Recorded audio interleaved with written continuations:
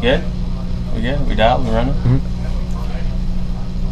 So obviously, being able to join back up with the factory Kawasaki team, has been, it was a little bit of took some time, like off season where I filled in for a couple races and had some high hopes of being here on the team, earlier in the year. But unfortunately it didn't work out. But, just really excited to join the team. I feel really comfortable here. We've done a lot of work, in the past, and to be able to be comfortable on a motorcycle is, one of the main things that I really wanted to focus on. So, having a crew of like Theo and, Travis and everybody that's been on board really makes it easier for me to hop on the bike and do what I need to do. So, besides that, it was, really good transition to get back in, really made it smooth.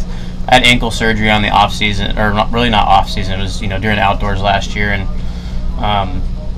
to be able to have that injury behind me and, focus on getting them rebuilt, the transition coming back to the team was really smooth because I'd already been on the bike, throughout the summer and some of the last rounds of Supercross. But yeah, I had full ankle reconstruction, and it was hard to get back, right out of the gate. I spent a lot of time in a wheelchair and, trying to do all the therapy and everything you can to get, to somewhat normal. But yeah, man, just really excited on how everything played out. My surgery went well, the recovery went really well, and so did, the last 3 months of being able to prep and get ready for A1. That's why we did it, in the middle of the season for outdoors, and yeah, just really looking forward to it. So it was good.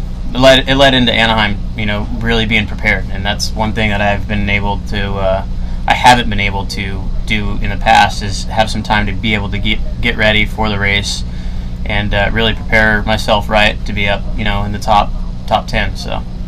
And how did A1 go? A1 for me, it was a little bit of it, like, I think not anxiety, I should say, a little bit of expectation, for myself, and just a lot of, I'd say, not pressure from the team, but pressure on myself to go out and do good. And I really wanted to be up there, so I think with how the race played out, I rode tight, I rode like I wasn't just a little hesitant, not really comfortable all day, and I think that just had built up, for so many, months of getting ready and training and trying to be, ready for the race. So it ended up being a good race. We finished with the top 10, which was solid. I'll take that, all day. But how I got there, I wasn't really, too satisfied with. We did, heat race, I really rode tight. In the semi, I went down, I had a crash before the finish on the first lap. So, that really can't really make anything happen if you fall down in any of those races. So ended up going to the LCQ. We won the LCQ.